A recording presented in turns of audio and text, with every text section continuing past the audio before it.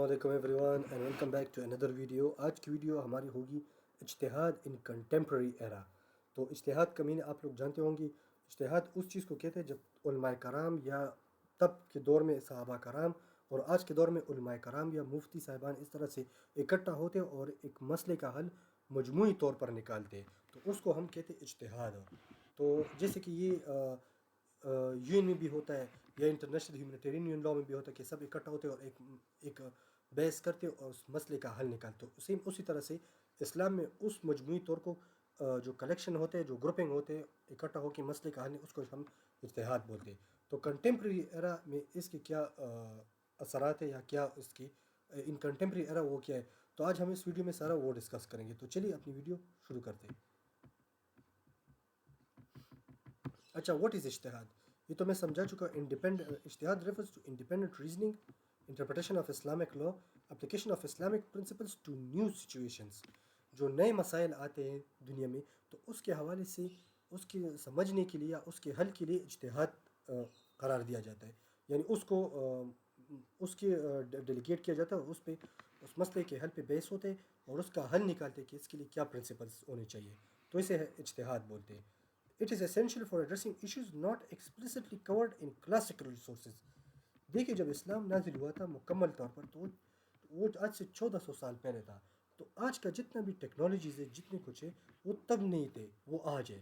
تو یہ کیسے ہو سکتا ہے کہ اس زمانے میں آج کے زمانے کا حل نکالا جائے.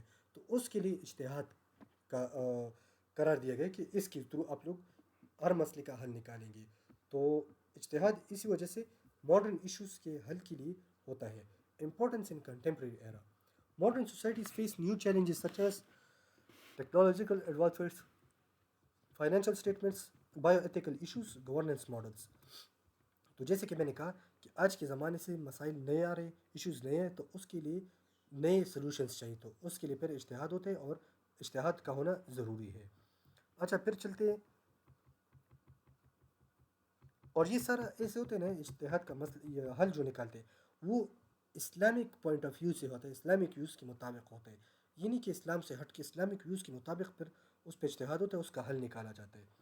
اچھا اب آتے ہیں Islamic banking, development of interest free financial systems. Islamic banking کس کا ٹاپک ہے؟ کیس اسٹڈیز آف اجتہاد. اچھا کیس. تو یہ دیکھیں یہاں پہ ہے Islamic banking, development of interest free financial system based on Islamic principle. تو سود سے پاک منافع یا اس طرح سے فائنینشیل سسٹمز میں سود سے پاک نظریہ پیش کرنا اسلامک پرنسپلز کے مطابق, یہ بھی اجتہاد کے تھرو ہے. Medical ethics, decisions regarding organ donation, cloning and modern treatments. تو میڈیکل میں بھی اس کے حوالے سے اجتہاد ہوتا ہے. اور وہ کلوننگ کو, آرگن ڈونیشن کیا, گردے ڈونیٹ کرنے کسی بندے کو یا آنکھیں ڈونیٹ کرنا یا ماڈرن ٹریٹمنٹ طرح, تو اس کے حوالے سے بھی اجتہاد ہوتے ہیں. پھر آتے women's rights, interpretation of Islamic teachings in context of modern gender issues. تو Islamic interpretations Islamic teachings in context of modern gender issues. تو آج کے حوالے سے انڈیویجول فریڈمز کیا ہے, اس کے حوالے سے اسلام کے مطابق ان کے لیے اس پہ بھی اجتہاد ہوتا ہے کہ اس کا بھی حل نکالا جائے اگر ان میں کوئی مسئلے ریز ہوتے ہیں. Governance, application of Islamic principles in modern political systems. تو پولیٹیکل سسٹمز میں بھی اجتہاد ہوتے ہیں کہ اس کے حل کے لیے بھی ماڈرن پولیٹیکل سسٹمز کے لیے کیا پرنسپلز ہیں, اس کی کیا اپلیکیشن, تو اس کے لیے بھی ہوتے ہیں. چیلنجز ان اجتہاد, اختلافات ہوتے ہیں اسکالرس کے درمیان, جو علماء ہوتے ہیں ان کے درمیان بہت سے اختلافات ہوتے ہیں, لیکن دیکھنا یہ نہیں چاہیے بلکہ ساروں کی یعنی ہر کسی کی اپنی رائے ہوتی ہے. تو ہر کسی کی رائے اور اوپینین کو کنسیڈر کرنا چاہیے اور پھر اس پہ بات کرنا چاہیے کہ ساروں نے مسئلے کا حل بتایا اور اس میں ہمیں ایک حل نکالنا چاہیے. پھر مس انٹرپریٹیشن آتے, ریزسٹنس ٹو چینج, یہ موسٹ امپورٹنٹ ہے. ایک یہ پہلے والا اختلافات اور دوسرا resistance to change.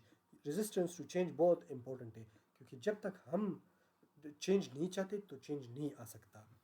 Balancing tradition with modernity, tradition کو ہم ماڈرنزم کے ساتھ بیلنس رکھتے ہیں تاکہ دونوں بیلنس رہے اور ایک دوسرے سے آگے نہ نکل پائے. اچھا پھر آتے ہیں انالیٹیکل پرسپیکٹیو فور سی ایس ایس. تو آپ اجتہاد کو پیپر میں کس طرح ایکسپلین کریں گے؟ ایک تو ہے ڈیفائن اجتہاد کلیئرلی, کلیئرلی آپ اجتہاد کو ڈیفائن کریں کہ اجتہاد کیا چیز ہے. پرووائڈ کنٹمپریری ایگزامپل، جیسے میں نے پہلے آپ لوگ کو ایکسپلین کیا.